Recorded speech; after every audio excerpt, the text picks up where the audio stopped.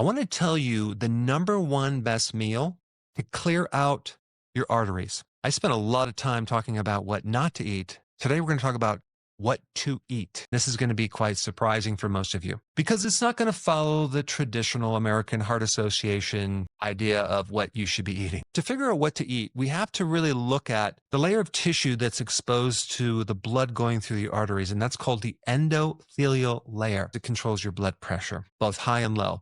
It also acts as a filter, especially as the blood vessels go through the kidney, because that's what the kidney is. It's a filter. It also does other things like preventing clots. It has an immune component. One other very unique thing about it is that the fuel that it prefers is actually glucose. Realize you don't have to consume glucose to feed it. Your body can very easily make glucose.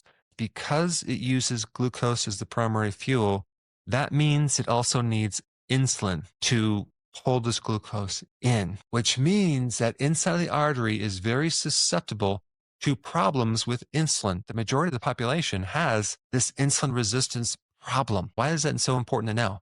Because if you have an insulin deficiency, you're going to have a deficiency of fuel. How do you develop insulin resistance? By consuming things that increase insulin, and that would be the chronic consumption of carbohydrates, snacking. Both snacking too much and the consumption of too many carbohydrates creates a situation of insulin resistance. The next thing I want to talk about is nitric oxide. So nitric oxide relaxes the vessels.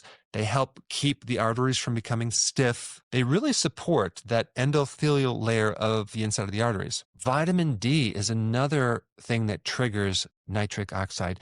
Vitamin D is so powerful and potent at helping support that endothelial layer. This is why so many people that are low in vitamin D have a problem with high blood pressure. Why? Because vitamin D3 supports nitric oxide. But there's a couple other things that trigger nitric oxide. One is arginine. This is why a lot of people are taking it as a supplement to help lower your blood pressure. Another interesting thing about nitric oxide is testosterone increases nitric oxide. Unfortunately, nowadays, the big reason why people have low testosterone is all the plastics in the environment, because that plastic can directly shut down your testosterone. Another thing that's really important in increasing nitric oxide is magnesium. Magnesium tends to relax muscle spasms, tends to reduce cortisol. And think about what cortisol does. It increases stress. What's going to happen to your blood pressure? It's going to increase your blood pressure. The other thing that's interesting about magnesium is that magnesium is a very potent thing to keep calcium from building up inside the arteries. Magnesium and vitamin D can help keep that calcium from even ending up in the arteries in the first place. Vitamin K2 also keeps calcium from building up in the artery. The first thing I'm presenting to you is the various nutrients that are really important in supporting this artery. And then we're going to translate that to the best meal. I always like to take what mainstream recommends to eat to prevent heart problems and really look at that, but in the opposite direction. Because if we take a look at Cheerios, you can see this little certification thing right here, which says American Heart Association certified, meets criteria for heart healthy food. All you need to have to get this little certification is if 51% of those ingredients are whole grains. You could have refined grains in there. You can have sugars in there, and it's still heart healthy?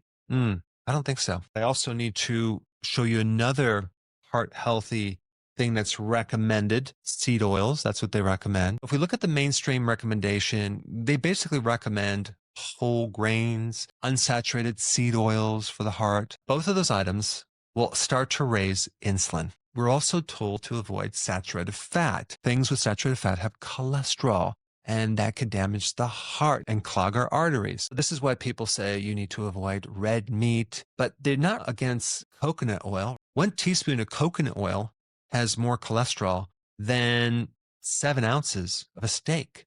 But we're not against coconut oil, but we are against meat. There's a tremendous amount of false information in relationship to what's good for the heart. The statistics on heart disease are getting worse and worse and worse. What mainstream is recommending is not working. The best meal that you can eat to support a healthy artery, to help support a healthy heart. The first thing to know is we want to consume something that does not mess up our insulin. We're going to have to go low carb. Ketogenic is going to be best because with ketones, you can bypass this insulin resistance and feed that layer of the inside of the artery and make sure it gets enough fuel. The primary part of this meal is going to be red meat, the exact thing that they tell you not to eat. You can do a hamburger or something like that.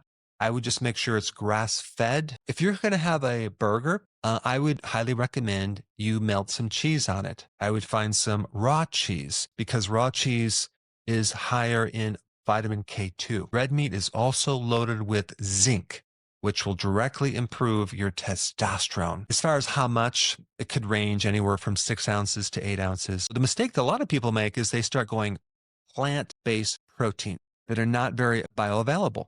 Well, just think about what the heart is. It's like a muscle, and we need to give it the raw material to help support it, to help heal it. Now let's get into the second part of this meal, and I'm going to recommend that you have a salad. I primarily do arugula, which also will increase nitric oxide, but it also has vitamin C that's good for the arteries.